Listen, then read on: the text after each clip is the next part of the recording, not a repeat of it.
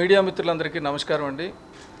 ఈరోజు డాక్టర్ అల్లం రవితేజ్ తాలూకా ఇన్విటేషన్ మీద ఇక్కడికి రావడం జరిగింది. Professor Dato Sri Mike Chan actually ఒక international researcher, world renowned scientist on stem cell థెరపీకి దాని తాలూకా బయో జనరేషన్ అని చెప్పేసి బయో జనరేషన్ ట్రీట్మెంట్ అనేది ఒక ఆధునిక శాస్త్రం వచ్చింది. ఆధునిక శాస్త్ర పరిజ్ఞానాన్ని మన దేశానికి తీసుకురావడానికి కృషి చేస్తున్న అల్లం రవితేజ్ గారికి, మిగతా వాళ్ళందరికీ కూడా doctor Olga, doctor Dimitri and doctor Simon వాళ్ళందరికీ కూడా మన దేశం తరపున వాళ్ళందరికీ వెల్కమ్ చెప్తున్నాను. ఇప్పుడేమంటే మన పురాతన శాస్త్రాలు ఉన్నాయండి, మన పురాతన వేదాలు ఉన్నాయి.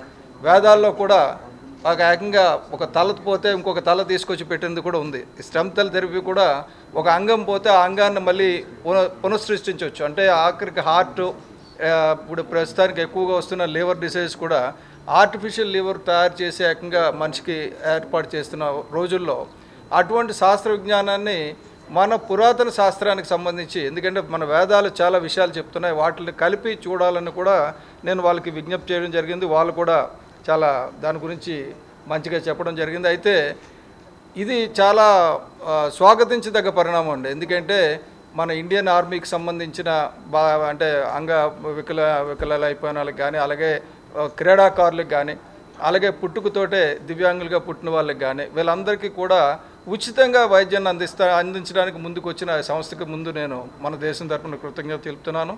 అలాగే వాళ్ళ ప్రొడక్షన్ కాస్ట్ తగ్గించుకోవడానికి మన దేశానికి వస్తానంటే నేను ఆంధ్రప్రదేశ్కి చెందినవాడిగా మీరు ఆంధ్రాకి రండి, తప్పనిసరిగా మీకు కావాల్సిన సదుపాయాలన్నీ కూడా కుదిరిస్తామని చెప్పడం జరిగింది.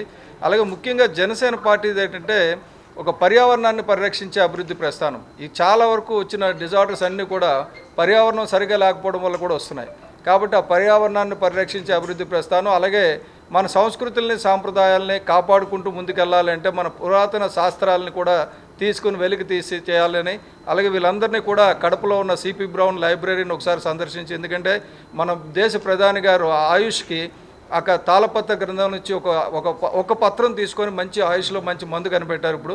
అలాగే అటువంటివన్నీ కూడా మన తాలూకా ఏన్షియంట్ నాలెడ్జ్ని, మన పురాతన శాస్త్రాన్ని, మన పురాతన అంటే విజ్ఞానాన్ని ఆధునిక విజ్ఞానంతో మిళితం చేసి ముందుకు వెళ్తే ప్రపంచానికి మంచి రిజల్ట్స్ వస్తాయనే ఉద్దేశంతో నేను తప్పకుండా వీళ్ళకి ఏ రకమైన సదుపాయాలు కావాలన్నా ఆంధ్రప్రదేశ్లో అన్నిటికీ ముందుండి చేస్తామని చెప్పేసి చెప్పడం జరిగింది. అలాగే ఇటువంటి మంచి కార్యక్రమాన్ని ఇక్కడ తీసుకొచ్చినందుకు వీళ్ళందరినీ అభినందిస్తూ, అట్ ద సేమ్ టైం మనకి ఏమైనా దీంట్లో ఇబ్బందులు రాకుండా ఉండేటట్టుగా, ఇదివరకు ఏంటంటే రీసెర్చ్ అనేటప్పుడు అంటే మనకు వందల వేల సంవత్సరాల క్రితం చూస్తే ప్రభుత్వాలు, రాజులు చేసేవాళ్ళు, రాజుల తర్వాత ప్రభుత్వాలు డబ్బు ఇచ్చేవారు రీసెర్చ్కి. ఇప్పుడు రీసెర్చ్ అనేది పక్కన పడేసి మనంతా కూడా ఉచితాల మీద వెళ్ళిపోతున్నాం.